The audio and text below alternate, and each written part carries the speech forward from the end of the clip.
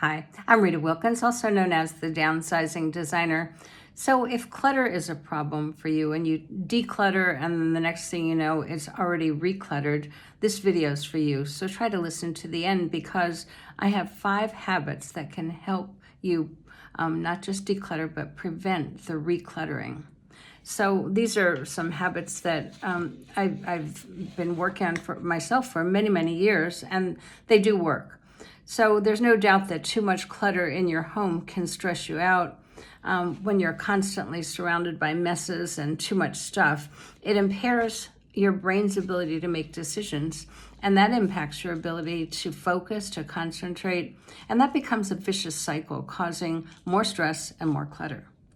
So how do you stop that crazy cycle? And how can you take control back of the clutter and reclaim that sanity? So imagine mastering just 5 habits that will not only help you remain clutter-free, but they'll also help prevent recluttering. So imagine integrating these daily habits effortlessly into your daily routine because it's mindless then, and as mindless as brushing your teeth. And as with any other new habit, it has to be repeated over and over again until it's automatic and done without even thinking about it. And that's how powerful these 5 habits are if you want to have a clutter-free home with less mess and less stress. So remember, though, that a new habit takes around 30 days of repetition. So if you start today, 1 month from today, you're going to start to see a difference. You'll not only notice the results, but you'll also start to realize that your life is changing because you're going to start feeling the difference. So to get started, the top 5 habits for a clutter-free home and how to avoid recluttering. So the first one is to establish daily routines to prevent that clutter buildup.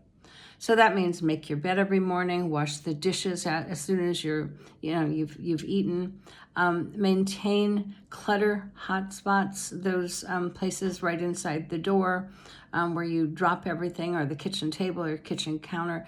Maintain those hotspots, and then clean off the surfaces regularly. And if you use it, put it away. So that sounds like my mom. That's what she used to say.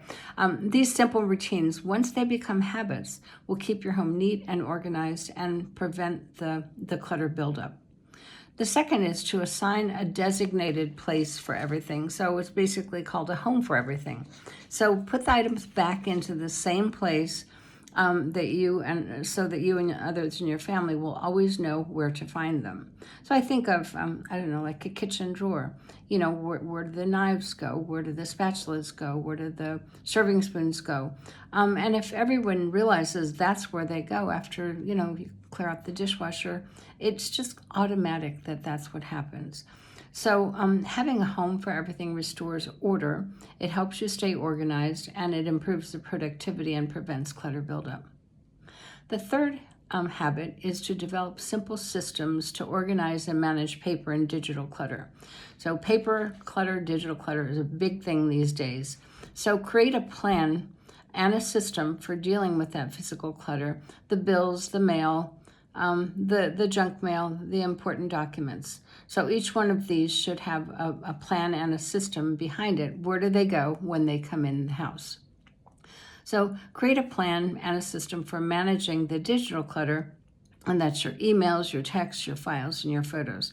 Now, everyone is different, so I would just strongly recommend whatever works for you.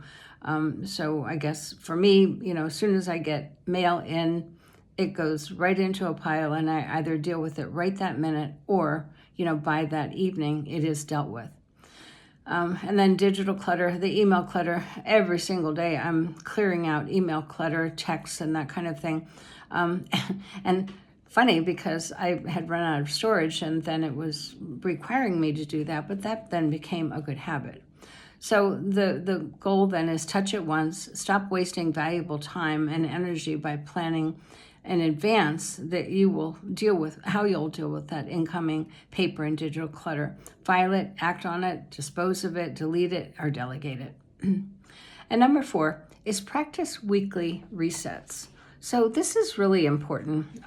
For me, a weekly reset is by the end of the week. As a designer, my car looks pretty messy with samples and that kind of thing from meetings. So once a week, every Friday, I make sure that I clean out my car and that it gets washed and cleaned. So, it's just been something I've done for years, but it was also because it was driving me crazy. Every time I'd get in the car on a Monday morning, my car was already messy, so what was it going to look like by the end of the next week? So once a week, room by room, return the items that are out of place to where they belong.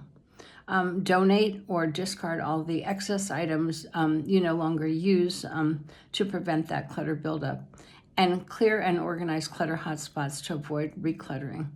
So a hotspot for many people is that kitchen counter, the dining room table.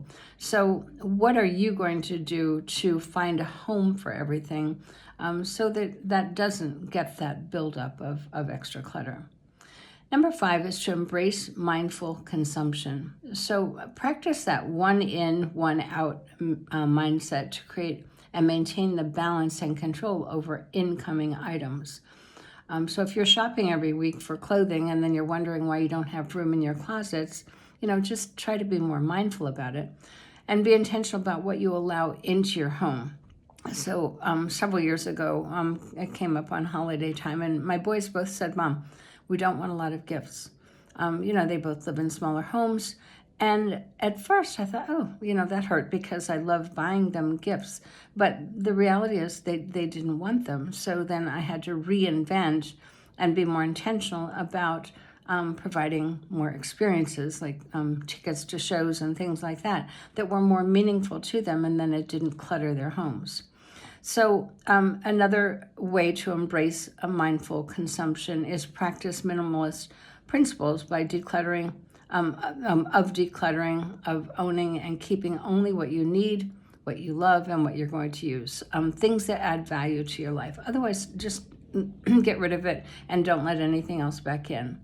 So if you want a clutter-free home and if you want to prevent that clutter from returning, embrace and practice these 5 top habits. The first one is to establish those daily routines that prevent the clutter. Next one is to assign a designated space for everything. Third one is to develop systems to organize and manage the paper and the digital clutter. And the fourth one is to practice weekly resets. And number 5, embrace mindful consumption.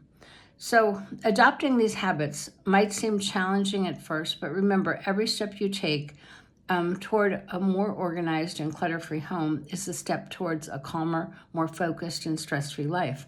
So the key is consistency and patience, and also just be easy on yourself because we all mess up. And by repeating these habits daily, they'll soon become second nature to you and seamlessly integrating into your lifestyle. So imagine walking into a home where everything has a place, where surfaces are clear, and where you feel a sense of peace and control.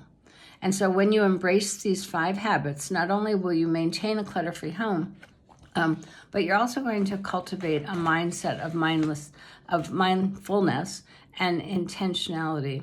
And that alone is a golden nugget. So your home will become a sanctuary where you can relax, recharge, and thrive. So if you start today, 30 days from now, you're going to see a big difference, but you also have a profound impact on living that clutter-free life. Here's to a more organized, serene, and joyful, peaceful space. So I hope to hear from you. Make sure that you follow me and subscribe to my channel because these are the kind of things that I talk about every single week. And I do hope that they're helping you, and I'd love to hear back from you. And maybe in 30 days, you can let me know how that worked. Thanks.